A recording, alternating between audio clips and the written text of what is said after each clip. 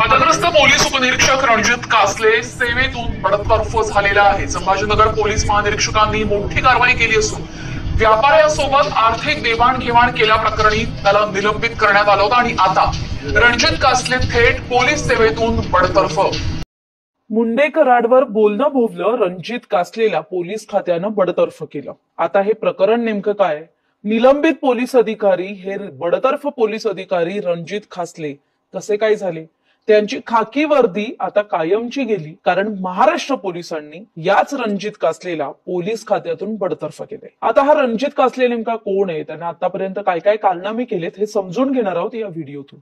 त्यासाठी हा व्हिडिओ शेवटपर्यंत नक्की पाहा। कराड आणि मुंडेंच्या कार्यकर्त्यांपासून माझ्या जीवाला धोका आहे, मला संरक्षण द्या। धनंजय मुंडेंनीच वाल्मिक कराडच्या एन्काउंटरची सुपारी दिली। धनंजय मुंडेंनाच वाल्मिक कराड नको होता। धनंजय मुंडेंनीच करुणा मुंडेंच्या गाडीत रिव्हॉल्वर ठेवली। मुख्यमंत्री देवेंद्र फडणवीस फक्त बीड आणि बीडकरांना घाबरतात। ईव्हीएम टॅम्परिंग साठी विधानसभा मतदाना दिवशी मला ड्युटीवरून काढलं आणि आरक्षित केलं। धनंजय मुंडेंनीच माझ्या खात्यावर 10 लाख पाठवले, त्याची चौकशी करा। ही सगळी खळबळजनक वक्तव्य करणारा व्यक्ती आहे तो म्हणजे पोलीस अधिकारी रणजित कासले, ज्याचं निलंबन आधी पोलीस खात्यानं केलं आणि कालच त्याला बडतर्फही करण्यात आलं। रणजित कासले हा बीड जिल्ह्यातल्या सायबर विभागातल्या पोलीस निरीक्षक पदावर काम करणारा अधिकारी, पण याच कासलेचं बडतर्फ करण्याआधी पोलीस खात्यातून निलंबन करण्यात आलं होतं।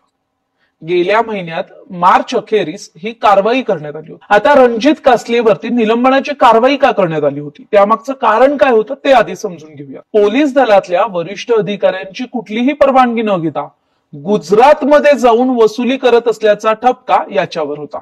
त्या संदर्भातले पैसे घेतलेले स्क्रीनशॉट सुद्धा गुजरात मधल्या एका वृत्त संस्थेनं एक्स या सोशल मीडिया प्लॅटफॉर्मवर टाकले होते। पोलिसातील वरिष्ठ अधिकाऱ्यांसह राजकीय नेत्यांवर आरोप प्रत्यारोप करणाऱ्या कासलेच्या भूमिकेवर प्रश्नचिन्ह सुरुवातीपासूनच उपस्थित करण्यात आले, कारण विना परवानगी गुजरातमध्ये जाऊन आर्थिक पैशांची मागणी करणं, सायबर गुन्ह्याची भीती दाखवून पैसे उकळणं असे अनेक आरोप याच्यावर आहेत। त्यामुळे या प्रकरणात दोषी आढळल्यानं बीडचे पोलीस अधीक्षक नवनीत कावत यांनी रणजित कासलेवर तडकाफडकी निलंबनाची कारवाई केली। आणि मग निलंबनाच्या कारवाईनंतर रणजित कासलेनं जी सोशल मीडियावर व्हिडिओ सिरीज सुरू केली ती आपण सगळे पाहतोच आहोत। आता या कासले प्रकरणात वाल्मिक कराड आणि धनंजय मुंडे कनेक्शन काय तेही समजून घेतलं पाहिजे। तर निलंबनाची कारवाई झाल्यानंतर कासलेचा पारा चढला आणि मग गड्यानं थेट सोशल मीडियावर व्हिडिओची सिरीज सुरू केली।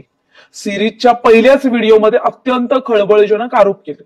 त्यातला पहिला आरोप म्हणजे वरिष्ठ पोलीस अधिकाऱ्यांवर त्याने आरोप केलेच, पण याच वेळी बीडचे माजी पालकमंत्री, राज्याचे माजी मंत्री राहिलेले आणि परळीचे आमदार धनंजय मुंडेंनाही त्यानं धारेवर धरलं। त्यानंतर आपल्याच खात्यातल्या वरिष्ठ पोलीस अधिकाऱ्याच्या पत्नीच्या सांगण्यावरून निलंबनाची कारवाई झाल्याचं म्हटलं। मग कासलेनं दररोज व्हिडिओ टाकत खळबळजनक दावे करायला सुरुवात केली। त्यातले काही दावे म्हणजे आधी सांगितल्याप्रमाणे धनंजय मुंडेंनीच वाल्मिक कराडच्या एन्काउंटरची सुपारी प्रमाणे 2 दिवसांपूर्वी वाल्मिक कराड एन्काउंटर प्रकरणात रणजित कासलेनं धनंजय मुंडेंचं नाव घेतलं आणि त्यानंतर संपूर्ण बीड जिल्हा हादरला।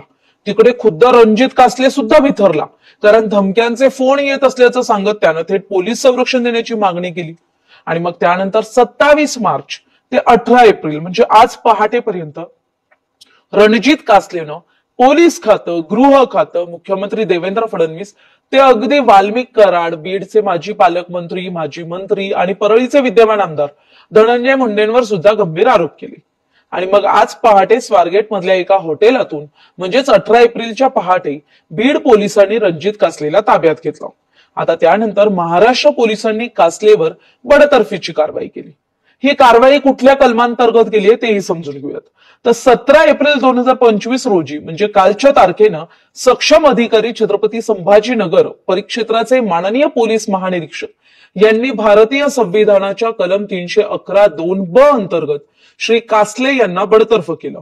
तर 18 एप्रिल 2025 रोजी म्हणजे आजच्या तारखेनं बीड पोलिसांनी त्यांना SC/ST कायद्याच्या कलम 3(1)R अंतर्गत शिवाजीनगर पोलीस स्टेशन बीड येथे नोंदवलेल्या गुन्हा क्रमांक 213 20/25 संबंधी अटक केली आहे, ज्या अंतर्गत अॅट्रॉसिटीचा गुन्हा हा कासलेवर दाखल करण्यात आलाय आणि त्या गुन्ह्या अंतर्गतच त्याला अटक करण्यात आली आहे। तरी याविषयी बीडचे पालकमंत्री अजित पवार यांना विचारलं असता कासलेनं केलेल्या आरोपांची सखोल चौकशी करून दोषी आढळल्यास योग्य कारवाईचा इशारा दिलाय। त्यामुळे आता सोशल मीडियावर व्हिडिओ टाकून खळबळ माजवणाऱ्या रणजित कासलेची खरं तर खाकी वर्दी कायमची गेली आहे। तरी याविषयी आपली मतं कमेंट करून जरूर कळवा। जर तुम्हाला हा व्हिडिओ आवडला असेल तर आमचे चॅनल नक्की सबस्क्राईब करा। धन्यवाद।